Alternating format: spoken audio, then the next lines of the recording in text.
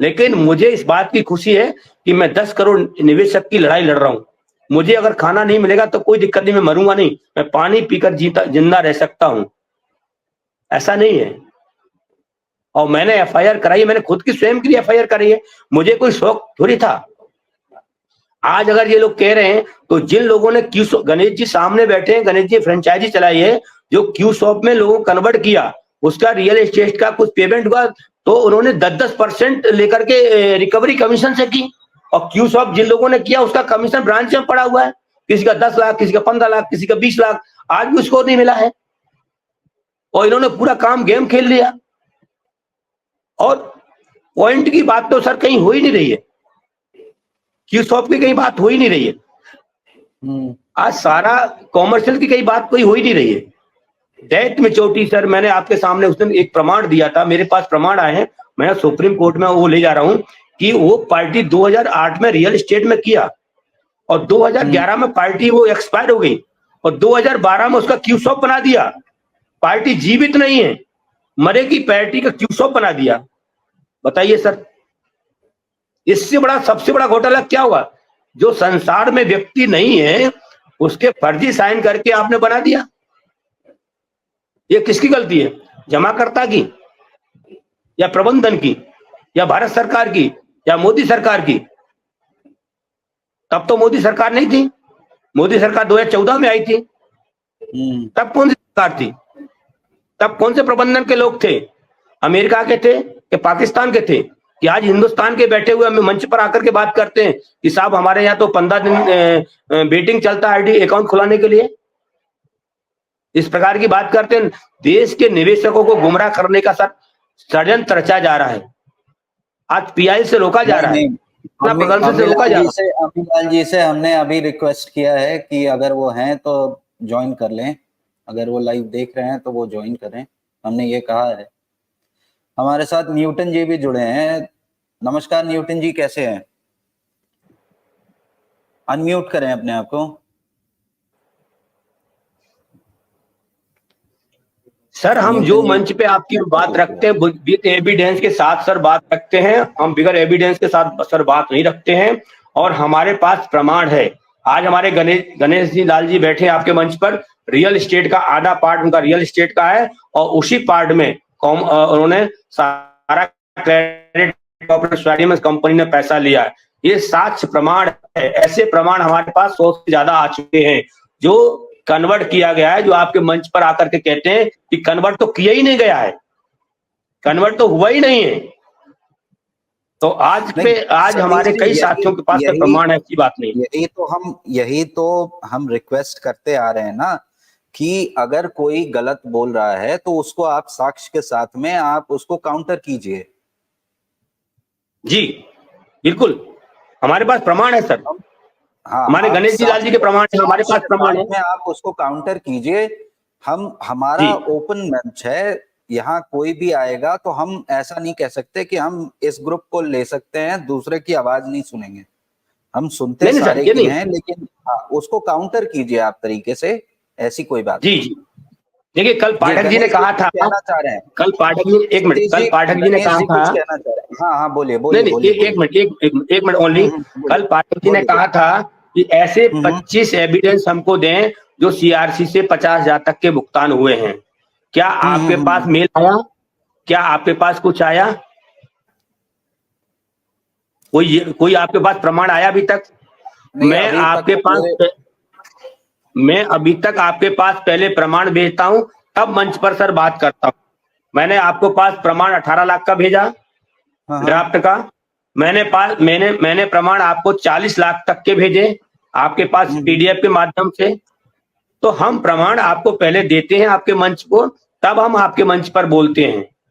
और हम ऐसे लोगों से बात करना चाहते हैं जो आपको पहले प्रमाण दें, तब उनकी बात सुना जाए। सर मेरा ये आपसे आग्रह है, बिगर प्रमाण के सर जब हम प्रमाण दे के बात कर सकते हैं तो उनसे भी प्रमाण मांगा जाए, तब बात रखी जाए, बिगर प्रमाण के नहीं। प्लीज सर, ये मेरा रिक्वेस्ट है, आपसे अनुरोध है। धन्यवाद जी। गणेश जी बोले। विजय सर नमस्कार। नमस्कार। लाइव में जुड़े सभी साथियों को मेरा नमस्कार। विजय सर, सोचने वाली बात यह है कि सहारा का मैनेजमेंट इतना चतुर था कि जब इन्होंने रियल एस्टेट से कन्वर्जन करवाया क्यू शॉप में जाके 6 साल के लिए, और उस समय उस कन्वर्जन के करने पे हमें लाभांश के तौर पे कमीशन दिया गया। अब देखिए प्रशासन मैनेजमेंट क्या कह रहा है कि अगर वो अमाउंट 6 साल के लिए रहेगा तब तो ठीक है, और अगर वो पुराना जमा करता है, रियल एस्टेट से ही पेमेंट लेना चाहता है, यानी क्यू शॉप की समयावधि अगर पूरी नहीं होती है और उससे पहले वो रियल एस्टेट से ही भुगतान लेना चाहता है, जिस स्कीम में वो पहले था, रियल एस्टेट की समयावधि जो थी, मान लो रियल एस्टेट के 2 साल हो चुके थे, 3 साल बकाया थे, तो अगर वो 3 साल से वापिस भुगतान लेना चाह रहा है और भुगतान भी किया है सर, कहीं ना कहीं यह भी सत्य है, तो उस भुगतान के बदले हमारा कमीशन रिकवर किया गया, हमें जो लाभांश दिया गया वो हमसे वापिस लिया गया। तो जब मैनेजमेंट इतना चतुर था और हमसे लाभांश, हमारा कमीशन, हालांकि उसमें हमारी मेहनत लगी थी, सारा सब कुछ लगा था, लेकिन जब हमारा कमीशन वापस लिया गया तो आज भुगतान करने में क्या दिक्कत है मैनेजमेंट? ये बात नहीं, समझ से, बात सही है आपकी। और लोग जो कहते हैं कि कन्वर्जन नहीं हुआ, लोग जो कहते हैं कि कन्वर्जन नहीं हुआ सर, तो ये झूठी अफवाह फैलाई जा रही कि कन्वर्जन नहीं हुआ। आप किसी भी साथी को, किसी भी कार्यकर्ता से पूछ लीजिए कि कन्वर्जन हुआ या नहीं हुआ। शुरुआती में कन्वर्जन कार्यकर्ताओं के माध्यम से किया गया और उसके बाद में ऑटो कन्वर्ट किया गया, रात रात भर जाकर वाउचर छापे गए क्रेडिट डेबिट के, बिना जमाकर्ताओं की सहमति के। उसके बाद में वो सारे वाउचर्स, ऐसे ऐसे भी हुआ है कि किसी को पता ही नहीं है और कन्वर्जन कर दिया गया। हाँ मैं बता रहा हूं ना सर आपसे, जी, एक साथ में जिन्होंने अपनी जैसे मान लो सहमति से कन्वर्जन करवा दिया, वो तो है, अच्छी बात है। अब उसके बाद में जो बकाया कन्वर्जन रहा रियल एस्टेट और हाउसिंग के खाते, उनका कंपनी के माध्यम से ऑटो कन्वर्जन करवाया गया। ऑटो से मतलब है विजय सर कि वहां से एक डाटा आया ब्रांच पे और सारी एडवाइजर क्रेडिट डेबिट हो गई। अब उसके बाद में हमें ये कहा गया कि आप एक एक जमाकर्ता को ढूंढ के लाइए, उनका केवाईसी लीजिए, एडवाइस में सिग्नेचर करवाइए और उनके रियल एस्टेट के जो मूल प्रपत्र है वो लीजिए और उसको तैयार कर करके इनपुट मुख्यालय भेजते रहिए। तो कहीं ना कहीं ये सच्चाई है। और आज भी मैं कह रहा हूं, सहारा मैनेजमेंट अगर आपके चैनल को देख रहा है या सुन रहा है, तो मैं आज भी आपके चैनल के माध्यम से सहारा के मैनेजमेंट को कहना चाहता हूं कि आप अपनी गलती स्वीकार कर लीजिए माननीय सर्वोच्च न्यायालय में कि हमने रियल एस्टेट और हाउसिंग का भुगतान नहीं किया, बल्कि दूसरी सोसाइटी में कन्वर्ट किया है। तो कहीं ना कहीं ये पैसा जो सारा सेबी रिफंड अकाउंट, सॉरी सहारा सेबी के अकाउंट में पड़ा है, वो कहीं ना कहीं आम निवेशकों के भुगतान के काम आ जाएगा।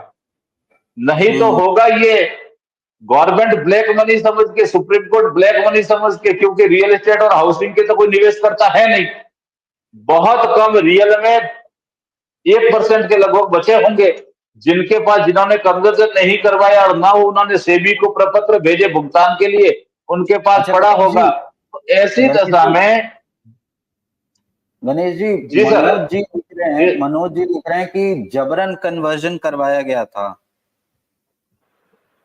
तो सर जो ऑटो डेबिट हुआ वो जबरन ही हुआ ना सर? क्या हुआ? जब क्रेडिट डेबिट एडवाइस निकल गई, डे बुक में आ गया सारा सब कुछ डाटा, एक तरफ से क्रेडिट हो गया, एक तरफ से डेबिट हो गया, तो फिर वो क्या हुआ सर? वही तो हुआ ना। और खाली फॉर्म काटे गए, ये बात भी सत्य है। तो वो अपने जबरन ही तो हुआ सर। मैंने आपके ऊपर थोपा, मैंने आपकी एडवाइस निकाल दी, सारा सब कुछ कर दिया, उसका आपको सिग्नेचर करना ही करना है। हाँ, अगर आप रियल एस्टेट में नहीं रह, जैसे मान लो कि जो स्कीम में कन्वर्ट हुआ है, अगर उसमें नहीं रहना चाहते हो तो आप उस रियल एस्टेट और हाउसिंग की समयावधि पूरी जैसे ही हो गई, जैसे रियल एस्टेट में 2 साल हो गए और 3 साल बकाया थे, 3 साल के बाद भी आप अपना भुगतान ले सकते हो, ये ऑप्शन खुला था। ये कहीं ना कहीं सत्य है और भुगतान भी हुआ है सर, ये भी सत्य है। लेकिन अचानक से ये इतना परिवर्तन कैसे हो गया कि जब निवेशकर्ताओं के लिए सहारा मैनेजमेंट पूरी तरह से साथ में था, उनको समय अवधि से पहले भुगतान देने का ऑप्शन तक खुला रखा था, तो आज वो बिल्कुल यूं बेरुखी कैसे अपनाया हुआ है सर? ये बात समझ से परे है। समझ गया। सतीश जी कुछ कहना चाह रहे हैं अभी? हाँ सर, मेरा एक अनुरोध है कि काफी लोग मंच पर कहते हैं कि 1000 करोड़ रुपए का और 9000 करोड़ रुपए का बात करते हैं। मैं ऐसे जो प्रबंधन के खास लोग हैं, जो प्रबंधन की बात रखते हैं, तो एक नमूने के तौर पर ऐसे लोगों से मैं कहना चाहता हूं, अभी भी आज की डेट में 2022, 23, 24, 25 तक का रियल एस्टेट हाउसिंग बॉन्ड पड़ा हुआ है और लगभग हमारा अंदाज है 500 या 1000 करोड़ तक का अमाउंट बचा हुआ है। तो उसको क्यों नहीं कर रहे? वो तो लीगली है और अगर उनको दे देंगे तो वो तो आपको वहां सुप्रीम कोर्ट में बचने के लिए बच जाएगा, निवेशकों का पैसा पहुंच जाएगा और उनके घर में दिवालियां बन जाएंगी। क्या दिक्कत है उसको देने के लिए? जो रियल एस्टेट का बॉन्ड आज भी पड़ा है, हाउसिंग बॉन्ड आज भी पड़ा हुआ है, अबोट बॉन्ड आज भी पड़ा हुआ है, जिसकी मेच्योरिटी 2023, 24, 25 में हुई है। उन्होंने तो क्यू शॉप में भी नहीं कराया, वो रखे बैठे